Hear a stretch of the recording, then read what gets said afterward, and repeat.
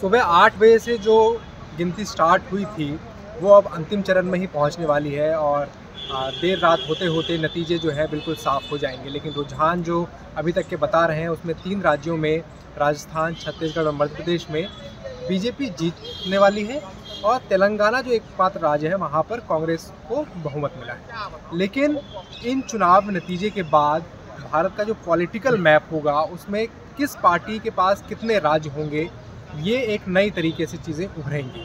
तो इसी पर हम इस वीडियो में बात करेंगे कि किस पार्टी के पास कितने राज्य होंगे और पहले उसके पास कितने राज्य थे। तो इसको हम जब मोदी सरकार 2014 में आई थी तब से हम इस पर बात करते हैं। जब 2014 में नरेंद्र मोदी ने 24 मई 2014 को प्रधानमंत्री पद की शपथ ली थी तो भारतीय जनता पार्टी के पास 7 राज्य थे।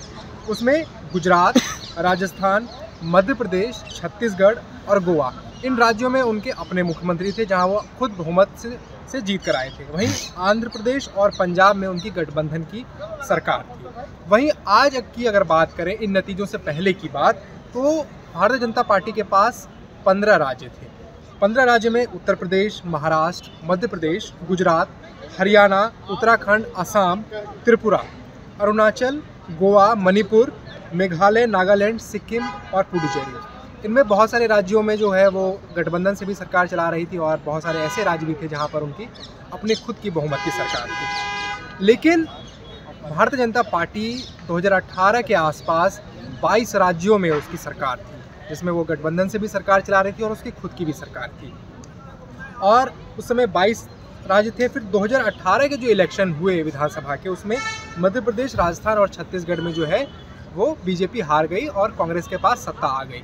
लेकिन मध्य प्रदेश में जब 2020 में सिंधिया अलग हुए तो वहाँ पर फिर से जो है भारतीय जनता पार्टी की वापसी हुई। लेकिन आज जो नतीजे आए हैं 4 राज्यों के, इसके बाद क्या पॉलिटिकल मैप होगा पार्टी के लिहाज से, उस पर बात करना बहुत अहम हो जाता है। तो राजस्थान और छत्तीसगढ़ जो है वो बीजेपी जीतने वाली है और मध्य प्रदेश उसके पास पहले से था, यानी कि 15 पहले राज्य थे, अब उसके पास 2 राज्य और जुड़ जाएंगे तो 17 राज्य जो है वो भारतीय जनता पार्टी के पास हो जाएंगे। अब बात करते हैं कांग्रेस की। कांग्रेस की आज से पहले 7 राज्यों में जो थी वो सरकार थी, जिसमें 4 राज्यों में जो सरकार थी उसमें उसके अपने बहुमत की सरकार थी। वहीं 3 राज्य जो थे वहाँ पर उसकी कोलिशन गवर्नमेंट थी, यानी कि गठबंधन सरकार थी, जिसमें बिहार, झारखंड और तमिलनाडु है। लेकिन इसमें से 7 में से उसने 2 जो जगह है 2 राज्य वो हार गए, तो उसके बाद उसके पास बचे 5, यानी कि राजस्थान और छत्तीसगढ़ जो है वो हार गए तो 5 राज्य बचे।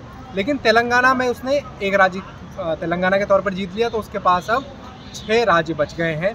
तो इस तरीके की पॉलिटिकल मैप जो है आज के नतीजे के बाद उभरेगा, जिसमें भारतीय जनता पार्टी के पास जो है वो 17 राज्य हो जाएंगे और कांग्रेस के पास जो है वो 6 राज्य हो जाएंगे। और अब शाम ढल चुकी है और कांग्रेस भी चाहेगी कि ये शाम जितनी जल्द हो वो ढल जाए, क्योंकि उनके लिहाज से ये दिन तो बिल्कुल भी अच्छा नहीं रहा है। कांग्रेस मुख्यालय से कृष्ण मुरारी की रिपोर्ट।